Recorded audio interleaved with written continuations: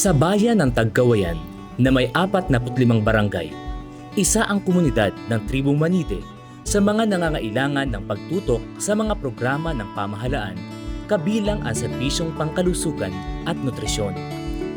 Sa limitadong pondo ng LGU, tuloy ang pagsisikap upang maabot maging ang pinakalaylayan ng ating mga barangay. Pakinggan natin ang kwento ng tagumpay ng Philippine Multisectoral Nutrition Project sa ating matatag na bayan. Dito po sa aking nasasakupan na barangay po, ang Barangay Kasispalan po ay isa po sa akin pong na konsulta ay ang isa pong IT member, si Ate Sheila po, Entico. Nung una po na kanyang pagbubuntis is wala po siyang sapat na kaalaman tungkol po sa tama at regular na pagpunta sa health station. Noon kasi very limited yung support. Pag sinabing nutrition, health lang yan. Hindi nakikita ng other agencies yung kahalagahan, yung nung involvement nila.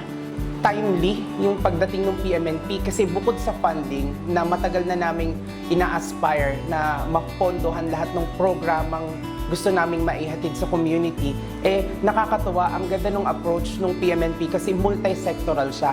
Ang buong akala namin, mag-implement lang kami ng programa, pero hindi na-develop din yung sistema natin dito sa Tagkawayan. Doon din papasok yung pagkuha at pagsigurado na accurate ang datos natin sa nutrition. Tapos, papasok din doon yung functionality ng mga governance mechanisms natin. So, yung sa mga sistema ng pamamahala. Naging functional na yung mga BNCs natin, in-ensure natin na kumikilos talaga mula sa munisipyo hanggang sa mga sangguniang barangay. Ang focus kasi natin dito, hindi lang yung mga bata, katulad din ng mga buntes, women of reproductive age. So nakikita natin na mula dun sa mga in-implement natin na mga activities sa ilalim ng PMNP, gumanda yung health-seeking behavior nila.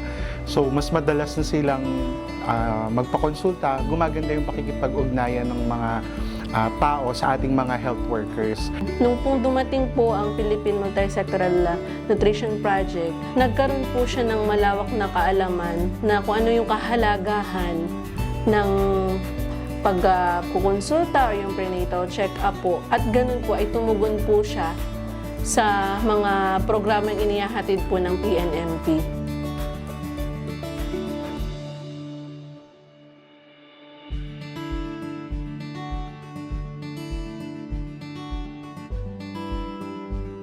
Ang pamumuhunan sa nutrisyon ay hindi lamang pagtugon sa kasalukuyang suliranin ng malnutrisyon, kung hindi paghahanda rin para sa mas matatag at masiglang henerasyon ng mga Tagkawayan.